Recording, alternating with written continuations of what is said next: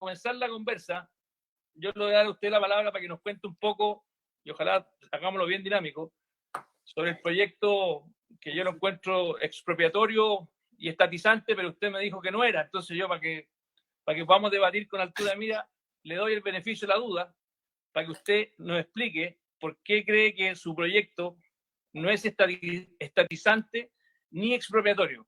Y después le voy a dar mi opinión de por qué yo creo que sí, pero primero usted tiene la palabra como buen invitado. Bueno, me parece muy relevante, en primer lugar, creo, tener este debate. Recién hace poco hablaba con unos amigos en otro foro y concluíamos que parece que este es el primer debate que se hace entre posiciones que son aparentemente antagónicas, que dice relación con abordar el tema de la seguridad social de perspectivas absolutamente distintas y que se hacen en el marco de un debate importante como es el tema de las pensiones. Creo que es re importante precisar que en toda la demanda social después del estallido del 18 de octubre, en todos los cabildos autogestionados, en todas las asambleas territoriales, en la consulta ciudadana, la primera demanda siempre es pensiones. Está por encima de salud, por encima de educación. Entonces parece relevante que los políticos, que las instituciones del Estado aborden este tema, que hemos dicho a nosotros permanentemente ha sido desdeñado, desoído, el movimiento social. ¿Y por qué generó? Bueno, este debate es producto de algunos intercambios de Twitter a propósito de que se nos acusó de que queríamos estatizar, y voy a la pregunta concreta, estatizar y expropiar. En primer lugar, no hay ninguna expropiación, y quiero decirlo categórica y contundentemente. Mal podríamos nosotros pretender expropiar lo que nos pertenece. La única expropiación, y creo que es relevante y pertinente decirlo, la única expropiación que ha habido de la seguridad social en Chile fue justamente lo que estamos pidiendo hoy día, derogar el decreto ley 3500. Usted quizá era muy joven. El decreto ley 3500 se promulgó a fines del año 80 y tuvo su aplicación en mayo del 81. ¿Y qué hizo? ¿Qué hizo con el ahorro que teníamos todos los trabajadores en las distintas cajas, en las 32 cajas de previsión? La expropió a través de un decreto ley, lógicamente en un régimen de facto, y a nosotros no se nos indemnizó en lo más mínimo. La expropiación supone indemnizar. Lo que nosotros estamos planteando es que en esta nueva propuesta de seguridad social lo que hacemos con los fondos, con el ahorro que tiene usted, que tengo yo, que tienen todos quienes nos están escuchando, es que reconocemos ese ahorro, lo reconocemos, porque no hay que perder de vista que ese ahorro, y usted lo sabe perfectamente, ese ahorro es nominal. Usted en su cuenta de capitalización tiene un monto X que le dice la FP. Usted tiene 20 millones, 25, pero esa es la expresión monetaria de una valor cuota.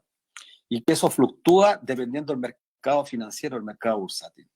Y si usted en octubre tenía X monto y lo revisó en marzo, tenía un 26% menos de valor real del ahorro acumulado.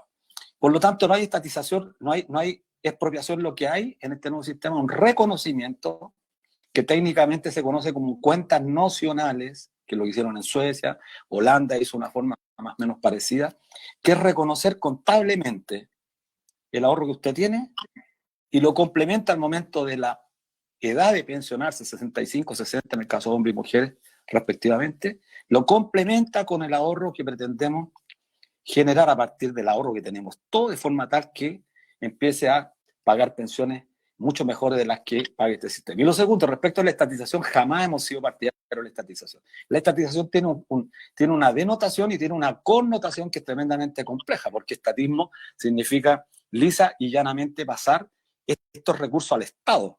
Nuestra propuesta, si usted la revisa, señala claramente que nosotros somos partidarios de un organismo público independiente del Estado, que puede ser perfectamente una corporación de derecho público, financiado o supervisada, como lo hace el régimen de Holanda por el Banco Central de Holanda, que analiza, supervisa la sustentabilidad del ahorro que tienen los trabajadores. En lo absoluto hemos planteado estatizar, al punto que a mí me pareció extraño que usted lo planteara, porque arregló seguido, usted dice, quieren estatizar, pero yo planteo una FP estatal.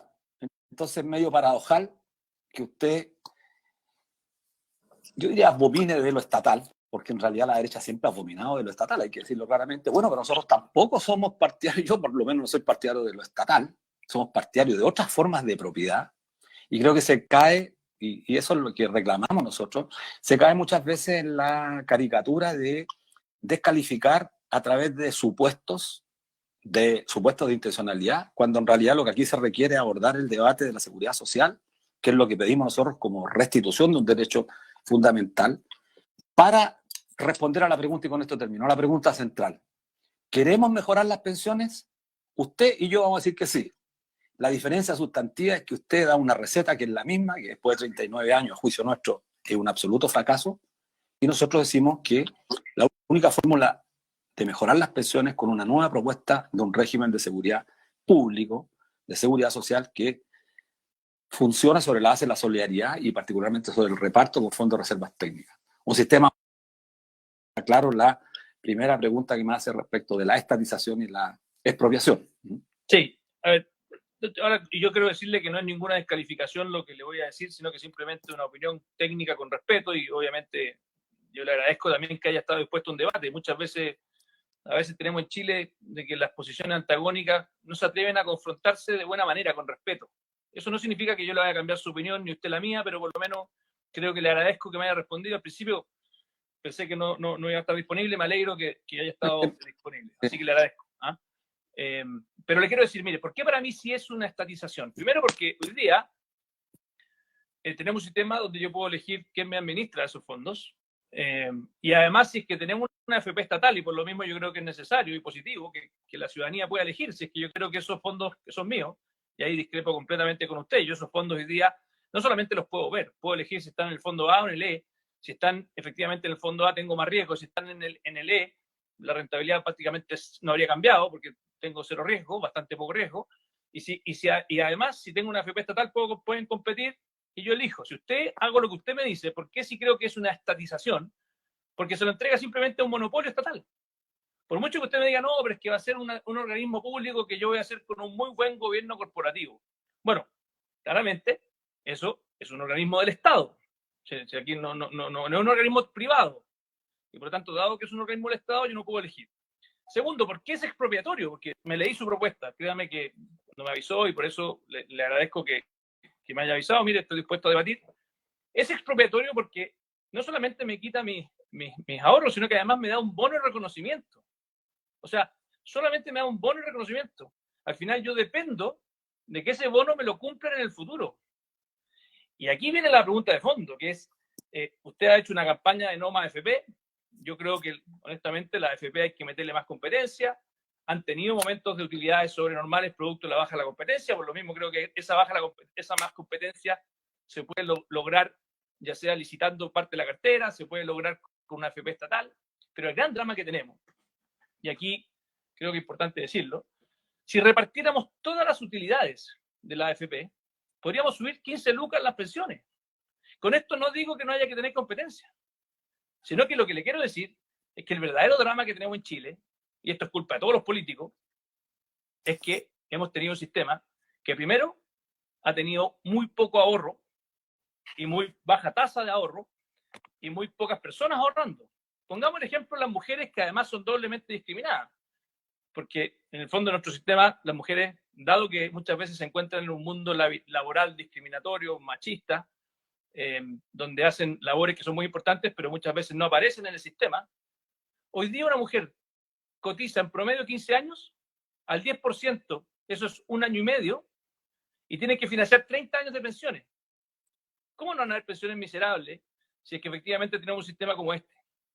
Donde efectivamente el desafío de fondo, creo yo, y por eso incluso la propuesta del gobierno, que encuentro que tiene cosas buenas, creo que es completamente insuficiente. ¿Por qué?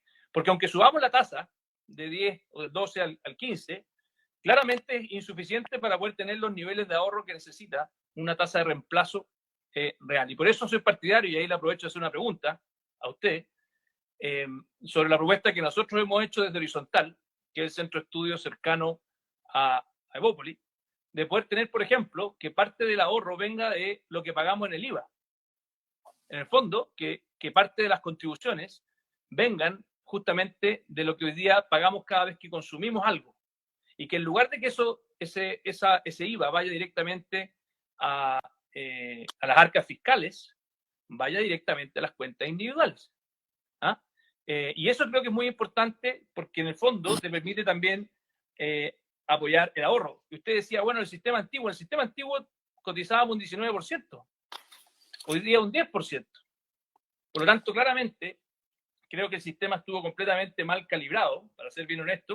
Creo que aquí hubieron muchos años donde el mundo político no tomó en cuenta las pensiones, y en eso estoy de acuerdo con usted. De hecho, a mí me habría encantado que usted hubiera levantado la voz cuando se pedía la gratuidad en la educación superior, para decir, oiga, señores, ¿por qué no ponemos primero a los adultos mayores? Sobre todo que su propuesta se basa mucho en gasto público. Y en eso yo estoy de acuerdo con usted. Si al final del día en Chile todavía invertimos muy poco el gasto público en los adultos mayores. Pero lo cierto es que para poder invertir más en los adultos mayores hay que sacar plata también de otros lados. O sea, aquí la plata no cae del cielo. Y no podemos reventar tampoco la economía pensando que podemos subir los impuestos hasta el infinito.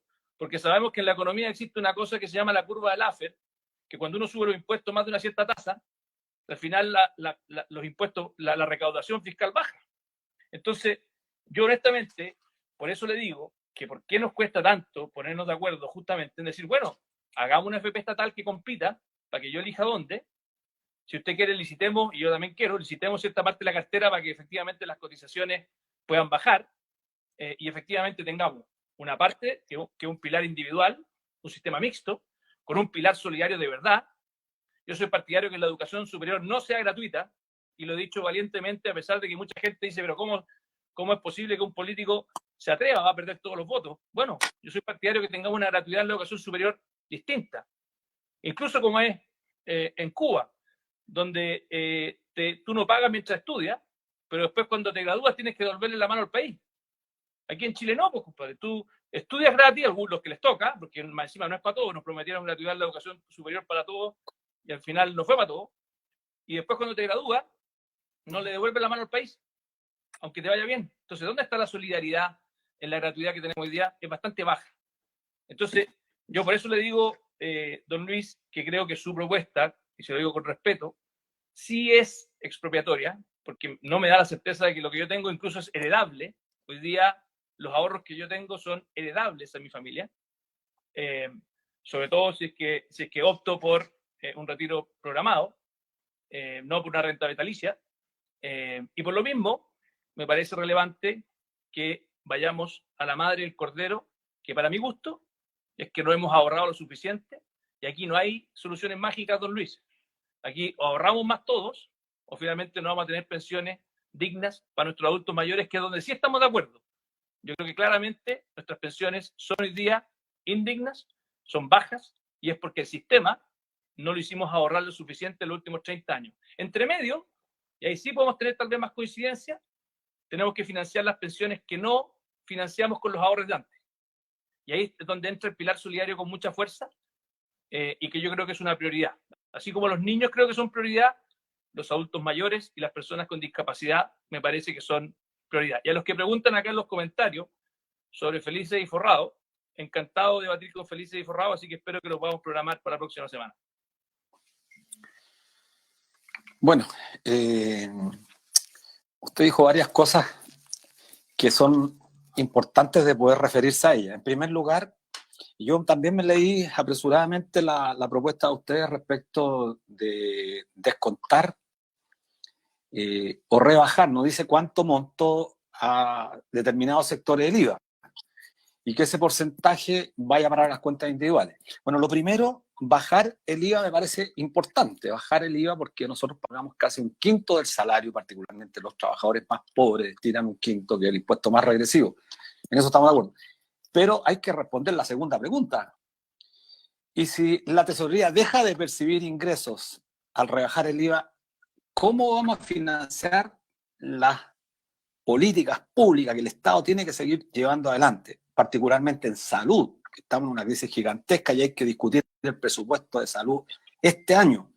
Y es relevante que el Estado haga una mayor contribución en materia de salud. Entonces, si usted pretende rebajar el IVA, que es el impuesto regresivo que aporta más al arca fiscal, entonces hay que tener la solución. Y eso inexorablemente pasa por discutir el tema de impuestos en este país.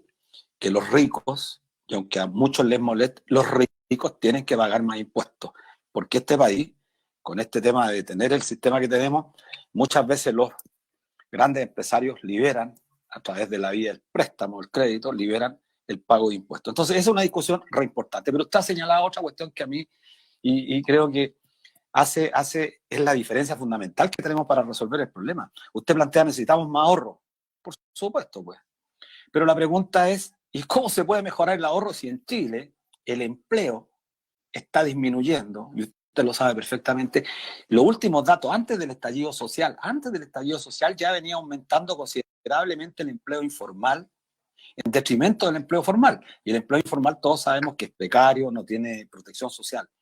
Con esta crisis que estamos viviendo hoy día, analistas de otros países señalan que América Latina va a tener tasa de desempleo en el último trimestre cercano entre un 25 y un 30% algunos.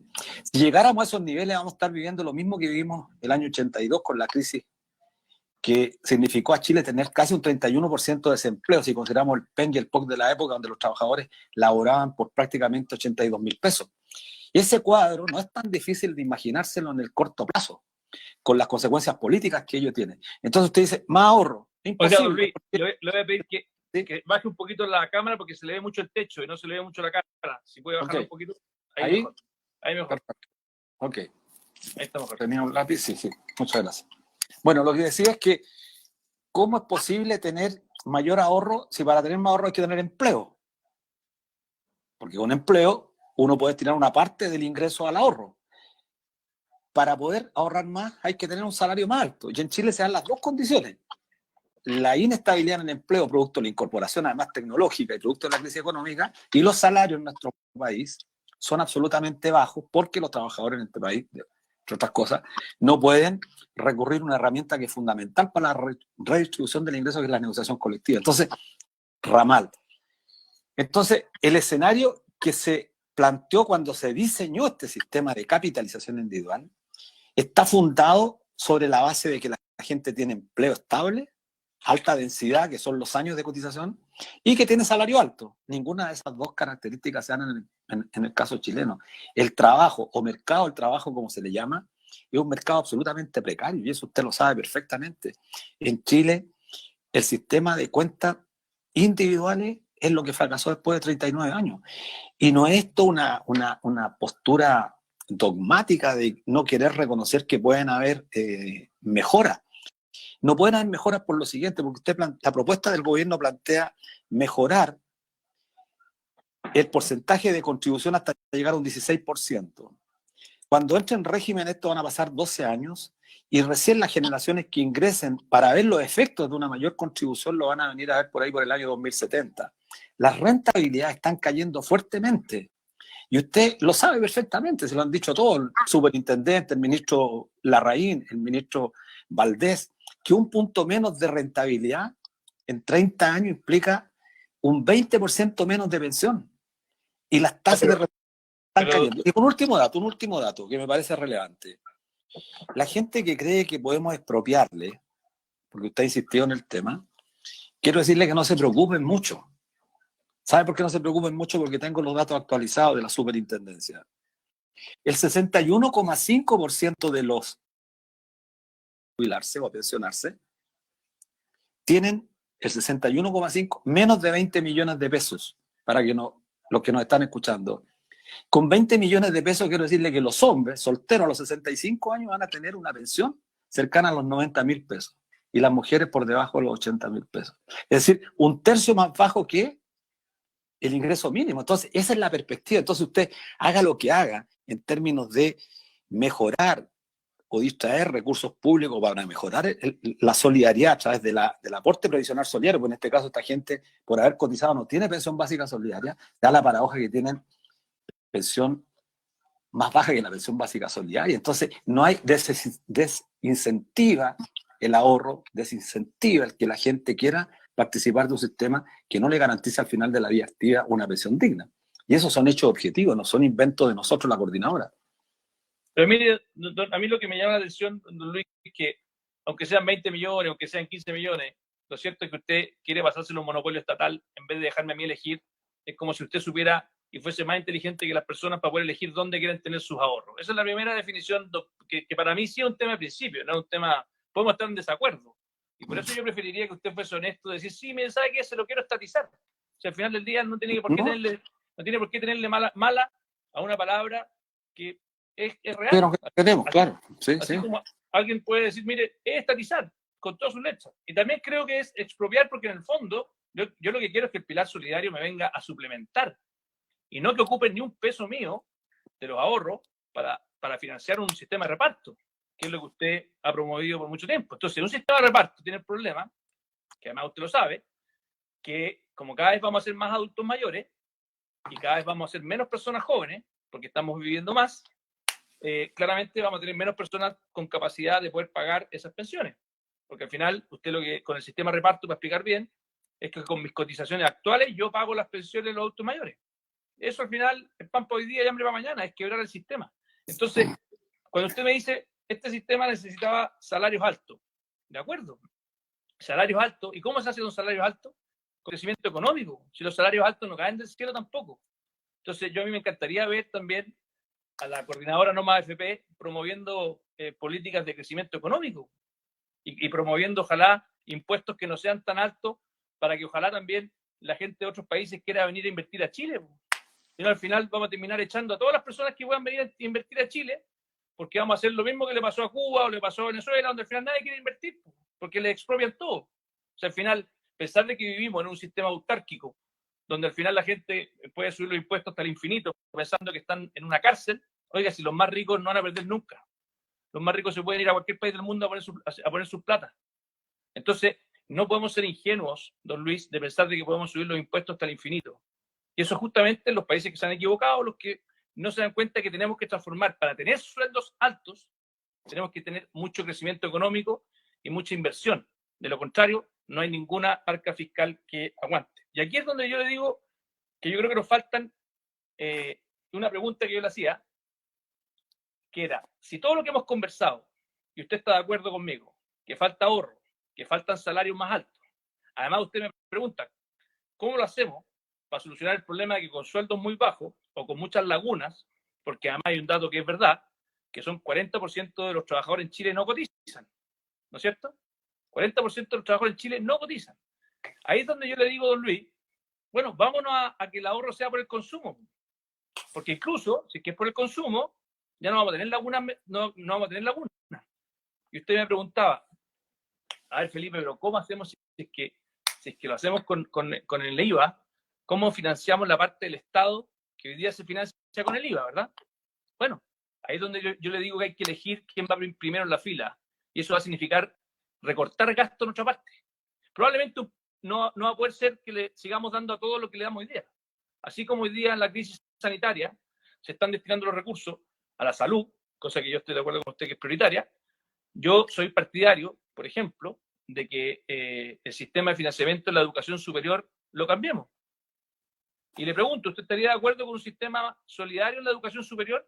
Con una lógica de un impuesto a los graduados o un crédito contingente al ingreso, donde finalmente a los que van a la universidad estudien gratis, porque en eso sí estoy de acuerdo probablemente con usted, de que ningún joven puede quedarse fuera de la universidad por no tener recursos, pero después cuando se gradúe le devuelva la mano al país.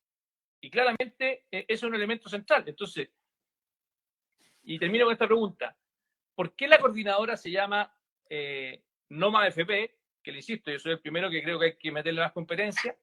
Si es que eliminando la AFP solamente podríamos subir 15.000 pesos las pensiones. Entonces, quiero preguntarle por qué no hablamos de una reforma más en positivo, más que del no al sí. Sí a un pilar solidario más grande. Y le doy un dato, la OCDE destina un 3,6% del PIB, perdón, la OCDE un 9,3% del PIB a pensiones, al pilar solidario. En Chile son un 3,6%. Y hay otro elemento adicional que muchos no se atreven a decir, que es el aumento de la esperanza de vida. Y ahí yo le pregunto, ¿usted estaría de acuerdo con que eventualmente tengamos que atrasar el momento, dado que estamos viviendo mucho más, el momento de jubilación, o es algo que ustedes tienen descartado en la coordinadora de AFP? De Noma AFP.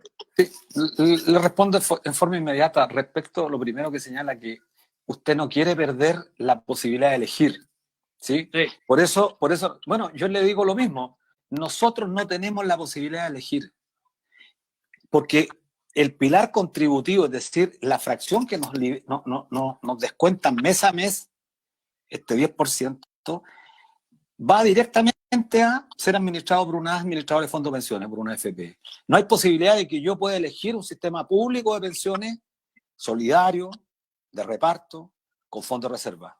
Si a mí me dieran elegir administradora privada que va a administrar Luis, la capitalización, pero perdón, no tengo posibilidad de elegir. Usted sabe que el 70% ¿Sí? de lo que hoy día se reparte en pensiones, desde los ahorros que tenemos, 70% de lo que hoy día tienen los chilenos sus ahorros proviene de rentabilidad. No, eso no. Por lo tanto, con un sistema de reparto no tendríamos nada de sí, eso. No, eso se viene diciendo hace mucho tiempo, pero es impreciso. Hasta Salvador Valdés, usted seguramente lo ubica, de la Católica, ya reconoció que eso no es así, no es efectivo. Porque nosotros tuvimos rentabilidad en la primera década de 12,36%, rentabilidad en capital muy alta. El segundo decenio tuvimos una rentabilidad del 10, 40 y tanto, el tercero bajó al 6 y hoy día estamos por debajo del 4, viene bajando. Entonces los trabajadores que tienen 20 años de ejercicio real han logrado rentabilidades del 5%, que todavía siguen siendo altas. Claro, si tengo reparto, tengo cero.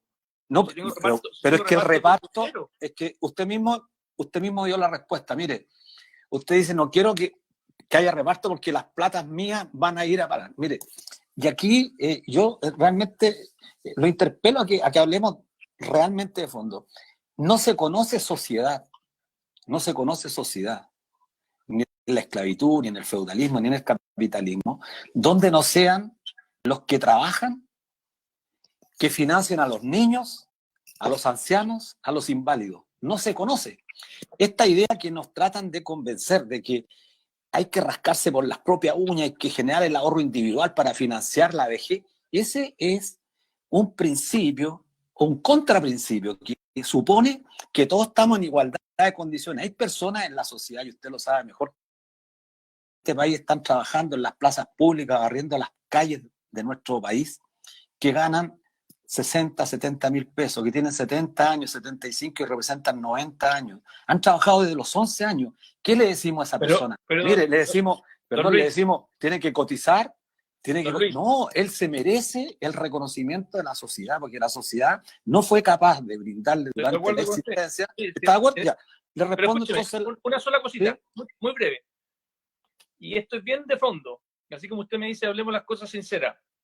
¿Por qué esas pensiones dignas de los adultos mayores las tienen que pagar los trabajadores que ganan 500.000 pesos, 600.000 pesos, y no la pagamos con impuestos generales? O sea, un sistema de reparto es tremendamente discutamos de impuestos. Déjame terminar. Un sistema de reparto es tremendamente injusto porque al final del día, si usted y yo nos definimos, ya sabe que queremos subir las pensiones, la pregunta es si es que esas pensiones las financio con rentas generales de la nación, que es lo que yo quiero, o si las financio con cotizaciones de los trabajadores actuales, que es lo que yo no quiero. Bueno, es una discusión. Sí. Bueno, es una discusión. Entonces ya no es un reparto, y significa que es un sistema. Bueno, podríamos hacerlo como Noruega, que Noruega, los trabajadores, fundamentalmente el sistema se paga con los excedentes que genera la industria del petróleo. Y uno podría decir, mire, si nacionalizamos el cobre, el litio, podríamos tener los recursos suficientes para pagar pensiones mucho más dignas. Pero mire, volviendo a su pregunta respecto al cambio demográfico, efectivamente vamos a enfrentar un cambio demográfico. Chile es el país que se está envejeciendo a una velocidad mucho más rápida que todos los países de América Latina. Es probable que en 15 años ya tengamos problemas porque el cambio demográfico va a afectar a toda la sociedad. La pregunta que hay que hacerse es si con este sistema vamos a resolver el tema del cambio demográfico. Por supuesto que no. Mire, los países que mejor enfrentaron el cambio demográfico, en Europa especialmente y en Estados Unidos, fueron Alemania y Estados Unidos, porque permitieron la migración. Chile tiene 1 millón de migrantes, gente joven. Eso detiene la tasa de envejecimiento. Hoy día estamos viviendo una situación especialmente crítica porque vamos a enfrentar desempleo, y entonces tenemos que responder la pregunta, ¿por qué no más AFP? Porque nosotros somos de aquellos que creemos que el sistema después de 39 años no cumplió con lo fundamental. Y sí cumplió con otro objetivo que lo hemos dicho tantas veces: potenció el mercado de capitales, contribuyó al financiamiento de los grandes grupos económicos, como la propia OIT señaló en un informe de enero y marzo del año pasado, que generó concentración de la riqueza, y usted lo sabe perfectamente. Tenemos casi, según la revista Forbes del 16, casi 8 multimillonarios en Chile respecto a América Latina. ¿Cómo un país de 17, 18 millones de habitantes puede tener tantos multimillonarios?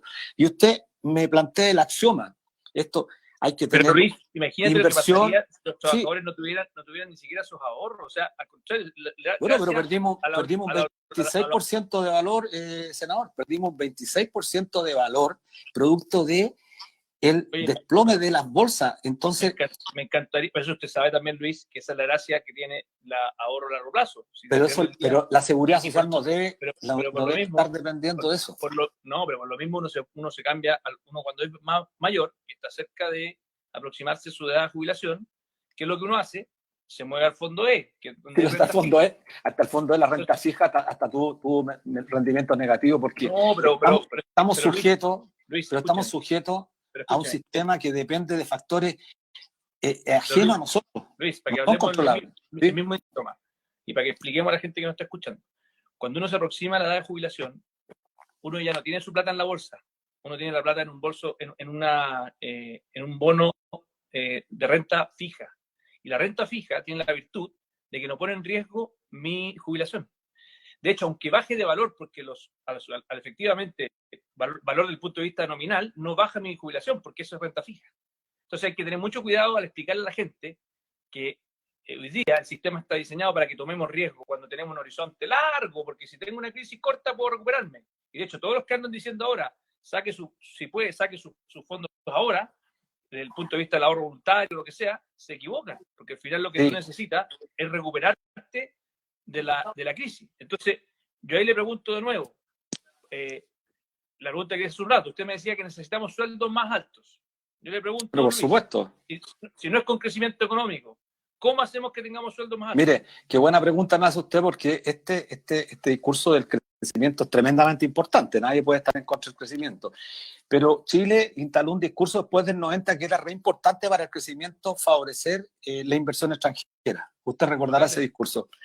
¿Traigamos inversión extranjera? Sí, yo trabajo en el sistema financiero, pertenezco a una compañía internacional re importante. Entonces, traigamos capitales internacionales para que inviertan en Chile y eso genere empleo. Bueno, ¿qué ocurrió? Un fenómeno empírico, usted lo puede comprobar.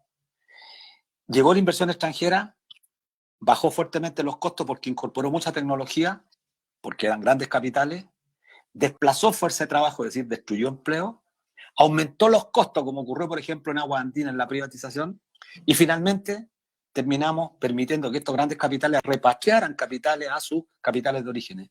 Entonces, no es cierto que el axioma sea siempre inversión igual crecimiento. Crecimiento más empleo, remuneración. Nos dijeron chorreo, pero no hubo chorreo, porque mire, ¿cómo se explica usted que el 65% de los trabajadores gane menos de 550.000 pesos?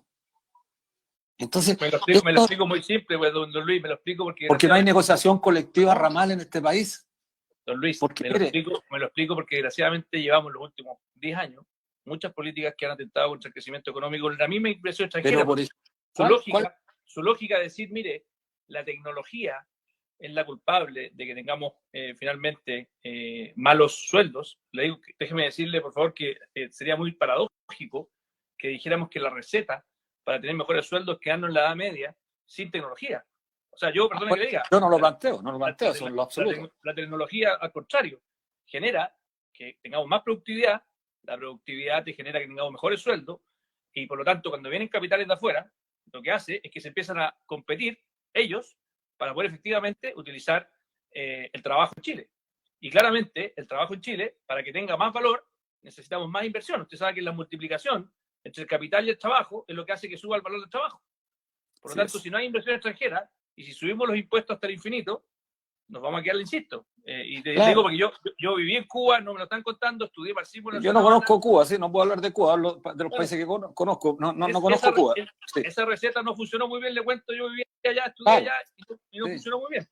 Bueno, yo estoy aquí, pero mire, la verdad es que lo que uno observa después de 30 años de implantación de un modelo determinado, que a juicio nuestro está construido sobre mucho dogma, y lo digo con el máximo de responsabilidad, mucho dogma, porque esta idea de controlar el equilibrio fiscal, las cuentas fiscales como dé lugar, hace, por ejemplo, posible de que hoy día, frente a una crisis tan grande que tenemos en el país, no seamos capaces de flexibilizar el endeudamiento, hacer uso de los bonos soberanos, etcétera, etcétera. Lo han planteado personas como Roberto Saller, ex presidente del Banco Central, Ricardo Frenk Davis, gente vinculada a la democracia cristiana. Entonces, aquí hay una suerte de dogma y eso es lo que complica, además sustentado en, yo no voy a usar la palabra sofisma porque sería esto excederme, pero mire, un solo dato concreto. ¿Sabe usted, señor Kass, cuánta gente tiene más de 100 millones en el ahorro en su cuenta individual? Este dato es de hoy día. 5,01% del total de los afiliados. Está escuchando mucha gente este programa porque la gente quería escuchar debates de este nivel. Mire, 5,01% de los actuales afiliados tiene menos de 100 millones. Calculamos a cuánto se aspira con ese capital, que para muchos va a ser sorprendentemente grande. Bueno, 420.000 pesos de pensión. ¿Quiénes tienen más de 106, más de 100 millones de pesos? Los trabajadores del sistema financiero que llevan 35 años, los trabajadores de la alta minería, trabajadores del sector público que han trabajado durante 40 años. Entonces, es muy poca gente. Entonces, cualquier modificación no va a resolver el tema de las pensiones y aquí tenemos que responder esa pregunta porque la pregunta central para nosotros es hacernos cargo del cambio demográfico, tratar de ser solidario. Mire, usted hable cualquier manual de seguridad social, usted entra a Google, seguridad social, primer principio, solidaridad. Sin solidaridad es imposible porque la gente que gana poco no tiene... La gente que gana poco tiene el legítimo derecho que usted sobre todo político y yo, dirigente social, le garanticemos. ¿Qué hemos escuchado en este último tiempo, senador Kass? Que los políticos de este país, y tengo que decirlo, usted y otros políticos, nos dicen se quieren robar la plata, porque no fue usted, pero otros senadores nos dijeron, estos se quieren robar la plata, y eso es una ofensa, porque yo soy trabajador del sistema financiero, entonces tengo que me manejo con una determinada probidad. Pero mire, yo no le he dicho eso, yo soy respetuoso, yo tengo un debate con altura. Me parece muy bien.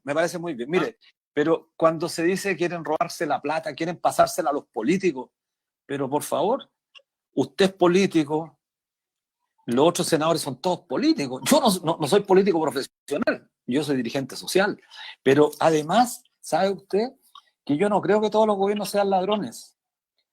No creo, y tendríamos que decirlo, que la presidenta Bachelet se robaba la plata, que el presidente Piñera puede ser un ladrón. Quien se atreva a sostener esta tesis tendría que decirnos nosotros entonces por qué nosotros no podemos tener el legítimo derecho de plantear una propuesta cuyo administrador, gobierno corporativo, sea un organismo público independiente del Estado. Y le pregunto concretamente ahora a usted, ¿usted tiene confianza en el Banco Central? El Banco Central no es un organismo privado, pero un organismo público independiente y autónomo del Estado. ¿Por qué no podríamos nosotros perfectamente tener un organismo cuyo estatuto genere la posibilidad de tener personas idóneas para la rentabilidad o la capitalización que tiene que tener el Fondo de Reservas Técnicas, que es la única fórmula que nosotros creemos hace posible pagar mejores pensiones, no aumentar desproporcionadamente el gasto público, porque eso es lo que le preocupa a usted y a mí también me preocupa, porque no podemos farrearnos un país en detrimento de las futuras generaciones. Entonces tenemos que ir tratando de proyectar de forma tal que la gente quiera ahorrar, pero quiera ahorrar cuando se le garanticen beneficios definidos y no como ahora que usted puede ahorrar 80 millones de pesos en su vida actual y le van a dar una pensión de 300.000 pesos. Entonces eso es absolutamente inaceptable y por eso decimos que fracasó este sistema, senador. Los recursos de ahorros que yo tengo son las personas, son de los trabajadores, no se los toque. Y la segunda es que yo no quiero que usted me imponga que yo no tenga más que una sola opción para definir quién tiene mis fondos. Y además, porque es bastante paternalista de su parte decir, mire, ¿sabe qué? Hagamos un ente público que sea el único que puede tener mi fondo. ¿Por qué? ¿Por qué no la competencia? ¿Por qué no puedo elegir yo libremente donde me los tenga? Y usted me dice, no, lo que pasa es que usted ahora no puede elegir. Mentira, si es que yo tuviese una FP estatal, si yo tengo la otra FP, puedo elegir. Con su sistema no puedo elegir, más que usted me los toma, me da un bono de reconocimiento, que es un bono de reconocimiento que, insisto, usted me dirá, los políticos no son ladrones. Por supuesto que creo que la gran mayoría de los políticos no son ladrones, pero el Estado es tremendamente ineficiente. ¿O acaso usted no me va a reconocer de que tenemos llenos de operadores políticos en el Estado, de todos los colores políticos? ¿No me va a reconocer que han utilizado el Estado como una agencia de empleo para los partidos políticos y que por eso tenemos una salud de mala calidad muchas veces porque a los directores de hospitales cambian el gobierno y cambian todo? En la educación pública lo mismo. Entonces, al final del día, ¿Sabe lo que pasa? Hay gente, y eso ojalá que usted también se ponga los zapatos de la gente, que dice, ¿sabe que yo no confío en el Estado? Entonces déjeme elegir a mí. Respéteme mi derecho a elegir si es que yo quiero tenerlo ahí o no. Y ahí es donde le devuelvo la otra pregunta. ¿Los políticos se van a atrever? ¿Se van a atrever efectivamente, por ejemplo, a aumentar la edad de jubilación? ¿O simplemente van a decir, no, esto es un tema sagrado porque ¿sabe qué? Voy a perder todos los votos del mundo. ¿Sabe lo que pasa? Que estamos mal en Chile porque muy pocos políticos que se atreven a decir lo que es políticamente incorrecto. Al final, todos los políticos tratan de decir muchas veces, están donde calienta el sol. ¿Ah? Nunca quedan mal con nadie, como decían los prisioneros. Y al final no se atreven a decir que en realidad cuando tú tienes, y le voy a dar un dato muy simple, que yo lo estuve preparándome para el día, usted sabe cuánto era la expectativa de vida en 1980, ¿verdad? De las mujeres era 66 años. Hoy día son 77 años. O sea, son 11 años más. Los hombres eran 72 y hoy día son, perdón, al revés, los hombres eran 66 y 77 y las mujeres eran 72 y 82. O sea, estamos viviendo 10 años más, estamos cotizando lo mismo, exactamente lo mismo, y por lo tanto necesitamos efectivamente más ahorro. En eso estamos de acuerdo. Pero yo le diría a usted que, tratando de resumir lo que sí estamos de acuerdo y lo que no estamos de acuerdo en que necesitamos más ahorro. Estamos de acuerdo incluso en que necesitamos subir los fondos públicos para garantizar pensiones dignas ahora. Porque además, por no haber hecho estos ajustes hace 20 años atrás, hoy día tenemos pensiones miserables, ¿cierto? O sea, en el fondo, estamos pagando el pato de no haber dado efectivamente los parámetros del sistema.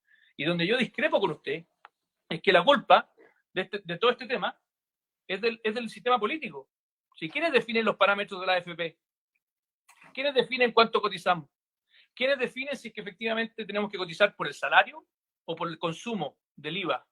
¿Quiénes definen si es que licitamos o no las carteras de la AFP? Somos nosotros. Entonces a mí lo que no me gusta es esta idea de que finalmente matamos al instrumento, siendo que los que definimos las características de ese instrumento somos los políticos y tenemos hoy día la oportunidad de hacerlo. Y a mí el susto que me da es que hagamos una reforma cosmética. O sea, me da susto que tengamos una reforma cosmética y que chuteemos el problema, que subamos al 15% y que no arreglemos el problema de que son muy pocos los chilenos que hoy día contribuyen al ahorro futuro de sus pensiones. Sí, no, yo creo que en lo que no estamos de acuerdo y que para nosotros es un problema de principio es que no estamos de acuerdo en que nuestro ahorro previsional siga financiando el desarrollo y la expansión de compañías que finalmente terminan perjudicando, como ocurrió, por ejemplo, recientemente con el señor Jorge Polman de Cencosud, que financiamos con nuestro ahorro previsional la expansión de sus negocios, se acoge al plan de protección al empleo, despide a los trabajadores. Entonces, esa práctica que es la que tiene irritada a la población, a la gran mayoría de los chilenos. Y nosotros somos partidarios de un sistema. Pero ahí le pregunto, ¿por qué una AFP estatal no te soluciona ese problema? No, porque una AFP estatal funciona. Yo puedo elegir si voy para allá o para allá. Funciona sobre la capitalización individual y eso es lo que fracasó. Si lo que fracasó aquí son las cuentas individuales, las AFP son fondos de inversión, pueden perfectamente seguir existiendo, pero para administrar un pilar voluntario. Pero ¿por qué me van a administrar a mí el aporte previsional del pilar contributivo? Mire, Holanda, por ejemplo, Suecia. Usted decía que no, pero le voy a responder su libertad, la libertad que usted exige. No, tiene que ahorrar. La libertad que usted exige. Los fondos de inversión, los organismos... Que la capitalización individual fracasó. Usted me está diciendo que no ahorra. Fracasó. No, tiene que ahorrar porque los sistemas de seguridad social, el ahorro es tripartito, financia el trabajador, el empleador, cosa que el empleador en Chile no hace, y el Estado.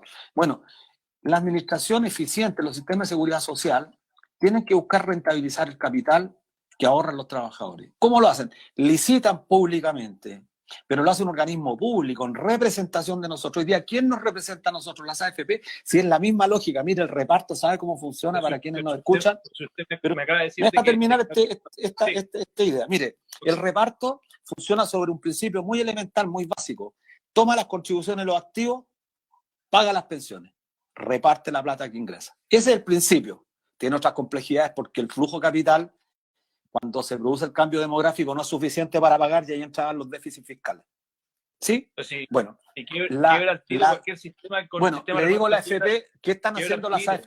Pero, mire, le voy a demostrar con un dato concreto, y este dato concreto echa por tierra todos aquellos que defienden la capitalización. Hoy día, el año 2019, ingresaron, producto de las contribuciones, de un poco más de 5,5 millones, porque hay 4 millones que no cotizan, no están cotizando. 5 millones contribuimos durante el año 2019, las AFP tomaron, ¿sabe cuánto fue? Más de 10.300 millones de dólares.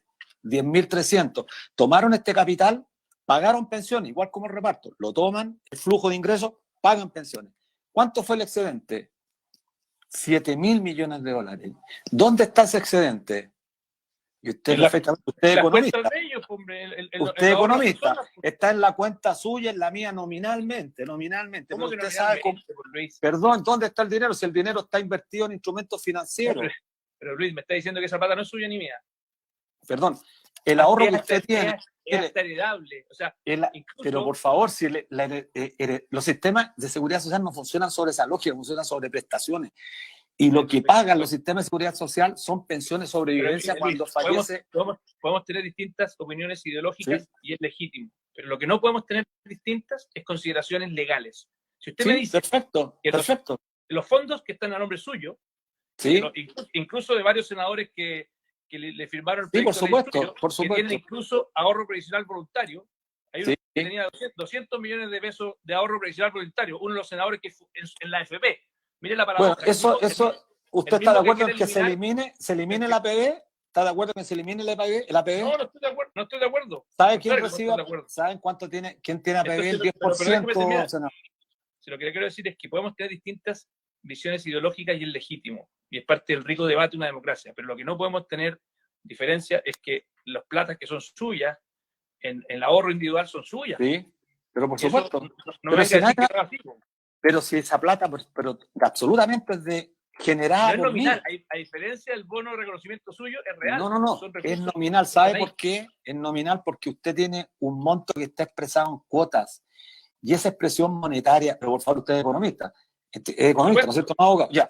Esa expresión monetaria está invertida en instrumentos financieros. Y esos instrumentos financieros concretamente son acciones. Pero por favor. Yo quiero que lo invierta justamente para que cuando yo me pensione, como es hoy día, que un 70% viene recién un multimillonario. Pero mire, usted, entonces, como economista, antes de ayer un multimillonario, uno de los más grandes multimillonarios, que ha perdido casi 50.000 millones de dólares, vendió todas las acciones invertidas en las compañías aéreas. Casi hizo tambalear la economía norteamericana. Y nosotros estamos dependiendo en un 40% del total del fondo invertido en instrumentos financieros. ¿Sabe cuánto teníamos en octubre del 2019? Más de 80.000 millones de dólares invertidos en el exterior. Bueno, eso se derrumba, se fuma. Entonces, cuando usted me dice, ¿está la plata ahí? Sí, está nominalmente, pero cuando yo la quiero hacer efectivo, porque cuando la gente nuestra ha querido recuperar y disponer de ese ahorro, como la profesora María Angélica Ojeda, no han podido, pues. Entonces, oiga, contradicción. Mi querido Luis, nos quedan 3 minutos hasta que se nos corte. Ok, entonces, perfecto. Yo quiero ir cerrando para que no se nos corte así como... Sí, me parece bien. Sí, ya. Este Instagram a la hora se corta. Entonces, solamente para concluir, decirle, mire, estos fondos efectivamente son de las personas. Y yo creo que donde tenemos que tratar de construir... En eso estamos de acuerdo, son de las personas. Tenemos que construir un pilar solidario robusto. Y eso significa, y es donde yo quiero manifestar, que efectivamente prioricemos a los adultos mayores, a los niños y a las personas con discapacidad. Cuando yo le decía que subiéramos el gasto público en pensiones, es justamente por ese pilar solidario. Y la gran diferencia entre su propuesta de reparto y la mía es que yo creo que esos fondos vengan de rentas generales y no de los sueldos de los trabajadores, porque lo contrario es regresivo. Súper simple. Sí, bueno, tenemos una diferencia sustantiva en ese tema. Nosotros somos partidarios de que el ahorro que genere el trabajador sea para pagar pensiones fundamentalmente, que se le garanticen beneficios definidos de forma tal que yo esté aportando una...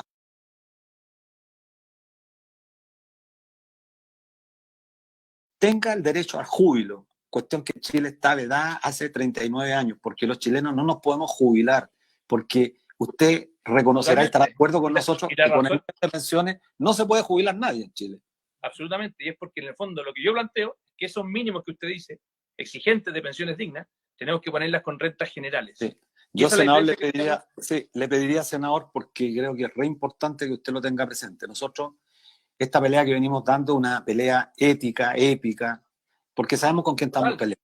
Estamos peleando con el gran empresariado que se financia con nuestro ahorro. Y yo lo quiero decir con la máxima responsabilidad, porque usted tiene un público aquí importante. Nosotros vamos a ganar esta batalla, no porque seamos soberbios. Yo creo que voy a terminar este año siendo el vocero, van a venir otros voceros. La vamos a ganar, ¿sabe por qué, senador? Porque no hay una forma que no sea más justa que dignificar la condición humana, que sea garantizarle a todas las personas, hombres y mujeres, al final de su vida activa, que tengan la posibilidad y el derecho a ser felices. Con este sistema, la gran mayoría de los chilenos son infelices. Entonces, se lo digo porque creo que esta pelea es una pelea que la venimos dando hace mucho tiempo, y se lo dijimos a los 5 senadores cuando tomaron nuestra postura. Vamos a cortar ahora en cualquier minuto, sí, pero solamente decirte, esto es una batalla que tenemos que dar todos juntos. Aquí no hay buenos y malos. Todos queremos de verdad mejores pensiones y pensiones dignas. Y por lo tanto yo le pido ahí, honestamente, que dialoguemos más y busquemos soluciones que nos puedan ayudar a siempre hemos estado de acuerdo. Créame que yo no caricaturizo su posición, lo debato con respeto,